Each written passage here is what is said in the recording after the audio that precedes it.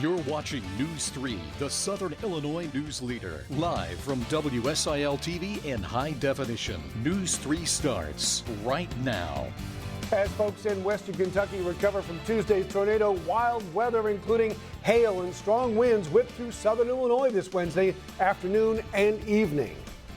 Good evening. We've had a couple of busy days for the News 3 weather team as that wild weather pounded opposite ends of our region. We'll have a full breakdown of the impact in just a moment. But first, Jim is here with a look at radar and yet another round of storms moving into the region. Jim? Yeah, we're not done yet. We have another round moving in right now, just as the last round really we consider coming to an end.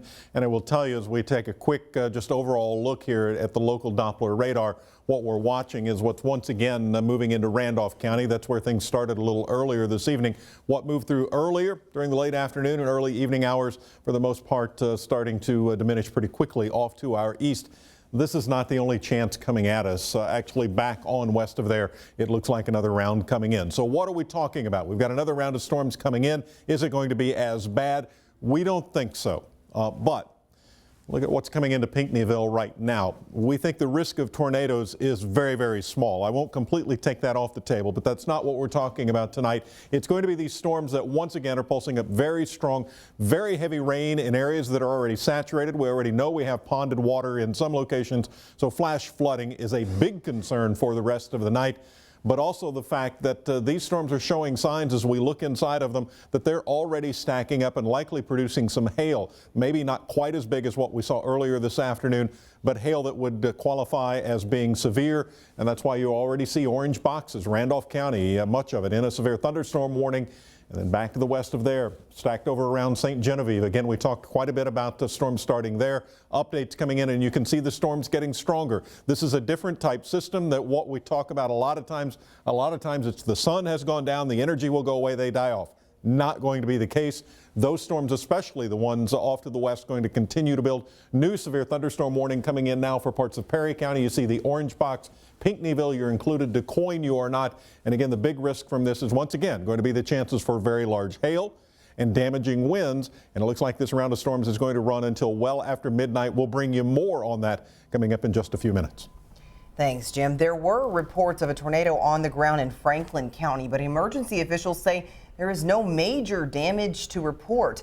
There was some minor flash flooding after the storm. The worst the county saw so far is one tree in Ziegler splitting in half in the backyard of this house between Ohio and School Streets. Now, some of you may have also noticed that lightning filled the sky for hours tonight, even after the storm passed. Earlier in the day, a strong storm moved through Carlisle and Clinton County. As you can see, large tree limbs came down, some of them onto homes. Trees also came down on power lines, leaving those on the west side of town in the dark. In mere minutes after the storm rolled through, heavy machinery had already hit the streets to begin the cleanup. Our crews in Jackson County saw wild skies that could have sparked storms. You're looking at a large storm cell near the town of Rockwood, but it weakened as our crews left the Murfreesboro area around 7 o'clock tonight. Lots of eyes to the skies as hail came down tonight.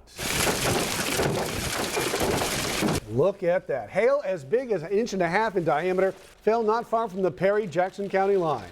Weather warrior Tony Laubach was there for us tonight. He saw some cars pulled over waiting out the hail, but he saw no major impact at that point.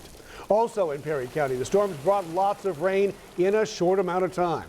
That meant street flooding in some parts of DuQuoin. Tony found all this on Route 51, but he didn't stay there long as he chased reports of more damage outside that area. And after a trip through Williamson County, Tony ended up in Marion, where he found more streets flooded. We also got reports of small pea or dime-sized hail there in Marion, but as well tonight near State Street and near Carbon and DeYoung. Continuing coverage of yesterday's severe weather in western Kentucky. Further south near Mayfield, we have a better idea tonight of the damage Tuesday's tornado left in its wake. News 3's Michelle Medeiros takes us there, where people are showing strength after the storm. This is the exact path the Mayfield tornado took. You can see now it's covered in debris. Even some of these items laying out here, you can just imagine them tucked away in people's homes. But in the midst of crisis, neighbors tell me their first thought was about others. That's just the way we were raised around here. Max Dyken was working at a nearby shop when the tornado ripped through. In his spare time, he's a volunteer firefighter, so he knew he had to jump into action. We seen all this up here. We weren't sure if there were people in the houses or what, so we rushed out there to see what we could do. That's when he smelled natural gas fumes. Gas line there, we had to shut it off. And then on up there by that swimming pool, there was another one spewing gas out. Dyken wasn't the only one who instinctively thought of helping others. Brittany Jackson says her stepdad rushed to rescue his elderly neighbors, putting his own life at Mother Nature's mercy. He got them out, they sat beside their truck, and he held onto a tree after he got them in the safe spot. And then after that, he went and looked in our houses across the yard. It picked our house completely up. She believes it may have been God's plan that got him out safely, and somehow their pets made it out too. Our neighbor across the yard, she says she found her dog hanging in a tree. She's alive, so is Cat. Yeah. The outside dogs are fine. Over the next couple of days, victims will spend their time cleaning up some of the rubble and assessing what they need. For now, if you'd like to donate, you can drop things off at the Mayfield Graves County Expo Center. In Mayfield, Kentucky, Michelle Maderis, News 3. And if you would like to lend a hand to help victims in the damage zone, His House Ministries is coordinating volunteer efforts, and anyone who needs help can also call the church at the number there on your screen. That's 270-247-7772. If you're in need of help, call that number and ask to speak with Pastor Tony's office. And also, if you're an individual who's wanting to assist, then you also contact that same office with that same number. You can also send donations to the church. Their address is there on your screen, 1250 State Route 303, Mayfield, Kentucky. That information is also on our website. Those neighborhoods hit in Mayfield, sit surrounded by a commercial area and plenty of farmland. This farm on the west side of Highway 45 saw damage to a headquarters building and all 3 of its grain silos. People in the building at the time of the tornado sought shelter in an interior shower room. Bennett Motors on Highway 45 took some of the worst damage yesterday. You may remember that video of the tornado just ripping through the lot. Owner Mike Bennett says he wasn't there when the twister tore through his dealership, but he arrived to see the cars thrown about and some even thrown into cement blocks. He began the process today of cleaning up and filing a claim with his insurance company. The National Weather Service has now confirmed a small EF0 tornado in Hardin County, Illinois yesterday. Viewers sent us these images from the Dixon Springs area at the time. Experts say the tornado had peak winds of 75 miles an hour and briefly touched down just before 6 p.m. with no reports of damage or injuries. And in case you missed it yesterday, take a look at our view from the air as the Black Diamond Aviation chopper flew News 3 over the worst of the damage in and around Mayfield. You can see more of our coverage of the tornado's impact at WSILTV.com. The wild weather didn't just impact our region. Weather warrior Tony Laubach spent another week chasing in the Great Plains. We'll check in with him a little later in our newscast. For now to Pope County, where the massive manhunt continues tonight for suspected police shooter Dracy Pendleton. He's believed to have taken refuge in the Shawnee National Forest. He's been on the run since Saturday after police say he shot and injured a Champaign County police officer. Illinois State troopers received a tip of Pendleton's sighting yesterday at a business in Rosiclare, but they have been unable to confirm that. Illinois State troopers do confirm Pendleton has previous ties to this area. We do know that he has experience in surviving off the land and things which would make his survival in the forest and stuff a little easier for him to do. Now, the FBI is now offering a $10,000 reward for any information that directly leads to Pendleton's capture.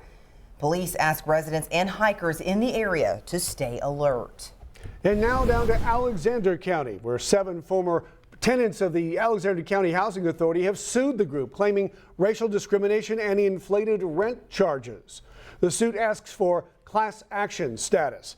The residents accuse former managers of segregation and overcharging rent by as much as $200 a month. Federal authorities have now taken over the housing authority after an investigation found years of mismanagement. Well, friends and family honor a local teen who died in a car crash. We'll take you to a special gathering coming up. Plus, keeping tabs on the elderly through a special program in Johnson County. And an amazing lightning show, just the beginning of what our weather warrior came across in the plains during his storm chasing adventures. You're watching News 3 at 10. You're watching News 3 at 10 with Dennis Turner, Jayla Gray, Chief Meteorologist Jim Razor, and Sports with Darren Kennard. Taking a break from our weather coverage tonight, and I really have been looking forward to this story, Dennis. The Johnson County Sheriff's Department is looking out for elderly in the area through a special service. The department offers a program where seniors call in every day to let deputies know they're okay. Yeah, it's really neat. It's called SALT, Seniors and Law Enforcement Together. News 3's Abby Allen shows us the benefits of the program and why the sheriff hopes more people join. Good morning, this is Mrs. Bean calling in. Every day, 75-year-old Sue Bean begins the same routine. I'm okay now that I got that cinder out of my eye. I get up every morning, I check my blood sugar, make my coffee, and then it's about 9 o'clock and I call in. Over the past 3 years, she's called the Johnson County Sheriff's Department to let them know she's okay. I have 2 flights of stairs, and, you know, anybody could make a mistake falling down these. The department has offered the service to monitor senior citizens since the 90s. Participants call in daily between 9 and 11. If we haven't heard from them by noon, we'll try to make contact by phone. If that doesn't work, either Sheriff Charles Harner or a deputy will drive to that home.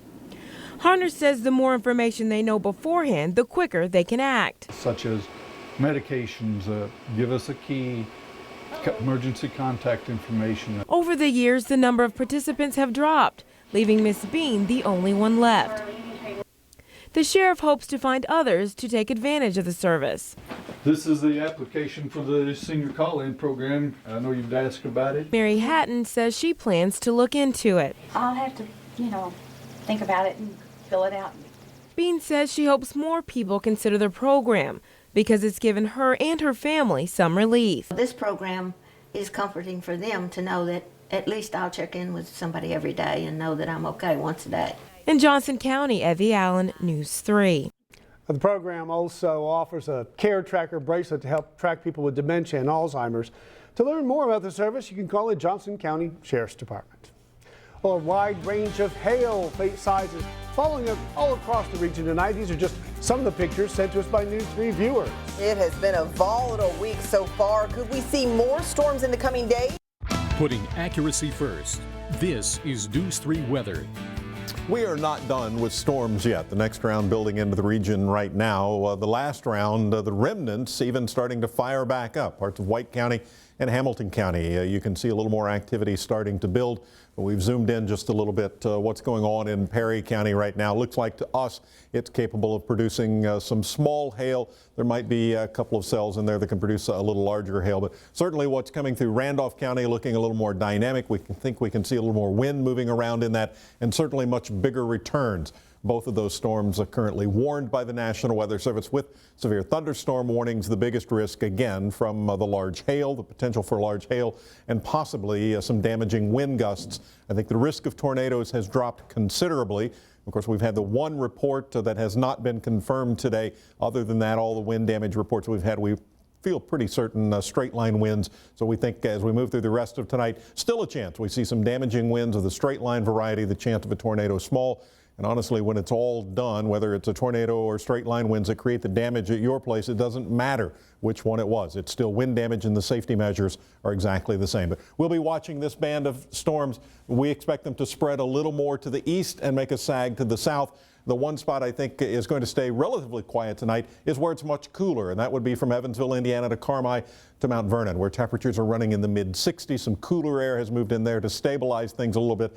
It's on for just about everybody else, though, especially to the south. Sikeston still reporting 77 degrees right now. Satellite imagery developing. Again, you can see, watch this build back out of the St. Louis region back towards the southwest. You can just see that that's going to fill in to what's around Fayetteville. And when we get to Skycast in a minute, it'll be real visual for you to see. That line's going to develop and move through probably even later tonight for parts of southeast Missouri and western Kentucky. Wider view now on radar, you can see exactly what I'm talking about, how that line is starting to fill in. That will move in. Back behind it, there are more storms developing way off to the west. There's more out there. We're not done for tonight. We're not done for tomorrow morning. Skycast, wider view. We let it move through until that cold front has passed completely through. Showers, thunderstorms. Put the pause on for tomorrow morning. Once the front moves past, then we start to see the chance for rain move away and certainly see a change that once you're on the cool side, you can expect it to be more in the way of just showers, not as many thunderstorms. For tomorrow, though, we're going to leave a chance for a few storms on because I think we could see some even in the morning hour, especially by afternoon in southern Illinois. If there's anything left, I think it's showers. And northwest counties, I think, are dry tomorrow afternoon. Western Kentucky, I expect a round of thunderstorms and possibly strong thunderstorms late tomorrow afternoon, maybe into the evening. Then we're dry until Friday night. Another chance for storms comes in. That lingers into a chance of showers early Saturday, but Saturday afternoon, I think we could go partly cloudy. Good news for some graduation stuff going on in SIU. Sunday and Monday, still chances for showers as more cold air pours in. Lows back into the 40s. And highs only in the 60s, but at least it'll push these darn storms out of here. I'll take it. I can't wait for it. Thanks, Jim. The severe weather had an impact tonight well outside our region. East of St. Louis, hail the size of grapefruit. That's right, grapefruit left their mark on cars. Huge holes in some windows. The hail completely shattered others. Those drivers had their vehicles towed away. And while we deal with strong storms here at home, our weather warrior Tony Lawback spent the past week in the plains, and his chase didn't go quite as planned. He gives us a breakdown in tonight's Weather Warrior Report. Greetings from Salina, Kansas. I am the Weather Warrior Tony Lawback. With over 2,500 miles of driving, it was a busy week from start to finish, and it all got started in my former residence state. Things got off to a super fast start in Colorado with an unexpected lightning show Friday night while on my way to my hotel. That led into an amazing day in far eastern Colorado, highlighted by watching this large, dusty tornado form within a quarter mile of me. Big, dusty tornado. I caught the second, more significant tornado near the town of Ray just a few minutes later. But this was all supposed to be the appetizer for Sunday, which was progged to be the biggest day of this system. As an upper-level disturbance moves from New Mexico and into western Kansas this afternoon and evening, severe thunderstorms are forecast for parts of western into central Kansas and down into western Oklahoma. The best chances of severe storms with very large hail up to baseball size, damaging winds, and isolated strong tornadoes will be east and northeast of the dry line from near Dodge City southward to Coldwater and into western Oklahoma. My starting target town was Coldwater, Kansas, in the extreme southern part of the state. When I arrived in town, there were dozens of other chasers in a chaser convergence, including my longtime chase partner and good friend, Ed Grubb, who is currently working with an ongoing research project. Ed was optimistic for the day's prospects. Right now we've got good low-level moisture coming in. The winds are backing in, and I think with any luck at all, we should be chasing storms here within the next hour, 2 hours. And right on schedule, storms fired just across the border in northern Oklahoma.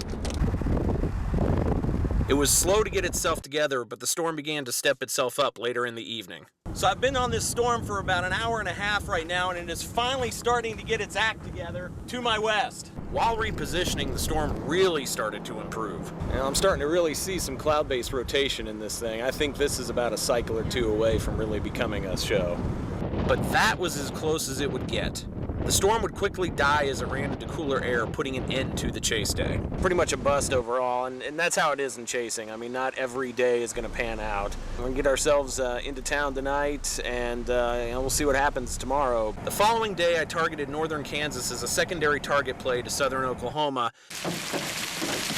I would get on a decent hailer up in Bellevue, Kansas, but it was nothing compared to the massive show I missed out on in southern Oklahoma. It was an extremely difficult way to end the week, having missed that Oklahoma event. But with 2 tornadoes in Colorado over the weekend and decent storms scattered about, it was still a good start to the trip. And while the next 7 days look to be spotty and marginal at best, storm chances ramp up again at the end of next week. For News 3, I'm meteorologist Tony Lawback, the Weather Warrior. And be sure to stay with News 3 to see all of Tony's storm chasing video. He'll bring us another Weather Warrior segment next week. City leaders in Mount Vernon are temporarily lifting their burn ban. Residents who saw damage from storms this past weekend will be able to burn tree limbs and other debris starting on Saturday, but burning leaves is still prohibited. The citywide ban will be reinstated on May 21st. And now more from Jackson County, where friends and family gathered in Carbondale tonight to remember a local car enthusiast. 18-year-old Ethan Baker died in a crash over the weekend. Dozens gathered near Best Buy tonight to put special decals on their cars. They then went cruising down Spillway Road, where the groups would always go driving. He's always been a good friend. He's always been there for me. He's always been the person, he's always been a person that I could go to and talk to about my problems. And he was always a happy and generous person. About 80 people showed up tonight to honor Ethan Baker's life. All wore specially made shirts in his memory. Well, the Cubs fell in the first half of the day's doubleheader with San Diego, but they had a chance to redeem themselves tonight. We'll see if they did. But first, Saluki softball gets ready to take a bow as it hosts a huge conference tournament this week. Darren has a look at the team's chances for success next in News 3. This is News 3 Sports in HD. The St. Louis Blues had a chance tonight to not only earn their first trip to the conference finals since 2001, but also take home ice advantage for the rest of the playoffs. But home ice hasn't meant much in the Blues Star Series, with the road team winning the last three. We head to Dallas for Game 7. Blues already up 1-0. Paul Stastny will get the goal from the bad angle, and St. Louis had a 2-0 lead. Still in the first, final seconds, and Patrick Berglund will launch the wrister here from nearly at the blue line, and St. Louis led 3-0 after one. Now the Blues have had trouble hanging on to leads in this series. Not tonight. How about the captain, David Backes, with the laser, and the Blues are headed to the conference finals against either San Jose or Nashville. 6-1 the final. Game 1 will be in St. Louis on Sunday night. The MVC softball tournament opens tomorrow at Charlotte West Stadium, and handicapping a front runner is nearly impossible. Now, Kelly Burke has a preview on what shapes up to be a dandy tournament. Okay, we're having some issues with that, so we're going to go ahead and go on to Major League Baseball. The Cubs were in action trying to salvage a split of their doubleheader with San Diego, and this did not help. A long home run, and that put the Cubs up, or the Padres up 1-0, and John Lackey did not like Christian Betancourt's effort around the bases and let him know. But that was it for the scoring as Drew Pomeranz and three relievers combined on a four-hitter. The Cubs have dropped back-to-back games for the first time this year.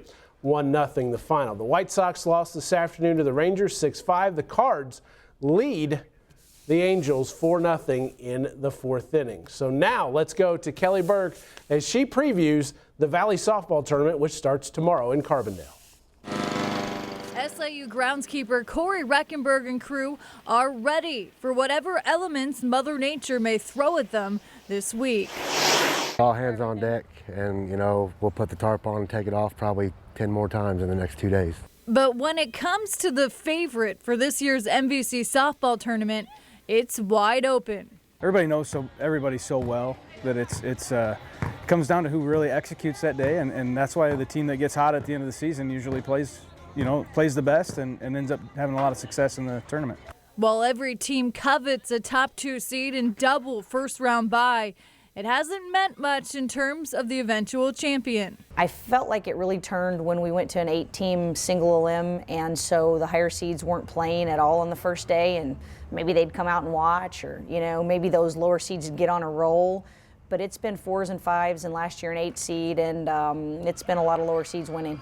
8 seed Indiana State, last year's champ, and only once since 2008 has a team seeded in the top 2 taken the tournament title. You got to show up every game, every weekend, and play well to finish in those 2 spots. So, that's a big reward, I think, because of the toughness of our league.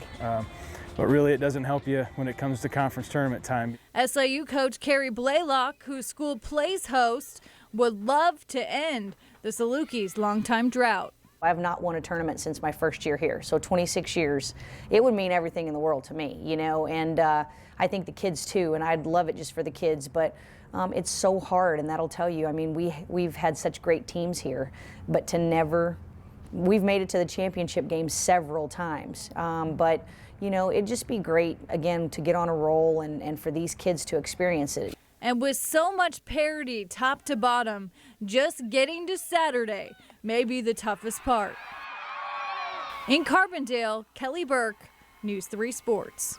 Thank you, Kelly. The Salukis are scheduled for the third game of the day against the winner of Bradley, Missouri State at 4. Of course, that is all weather permitting. Big doings if we can get it all in with the weather. Weather permitting, that's the story of the week. Thanks. We'll be right back. Real quick update on the storms moving into southern Illinois once again. Now, severe thunderstorm warning in effect for parts of Jackson County and all of Perry County. You can see these strong storms moving through. They are showing us signs of very strong winds. We also think the storm moving towards Pinckneyville could produce some large hail. But that line just going on coming into the Campbell Hill, Ava area, likely the lead edge of some very strong winds blowing in. We'll be with you all night with updates. All right. Thanks, Jim. That does it for us right now. Jimmy Kimmel Live coming up next. For Jayla, Jim, Darren, and the entire News 3 team, I'm Dennis Turner. We'll see you again tomorrow morning at 5 a.m.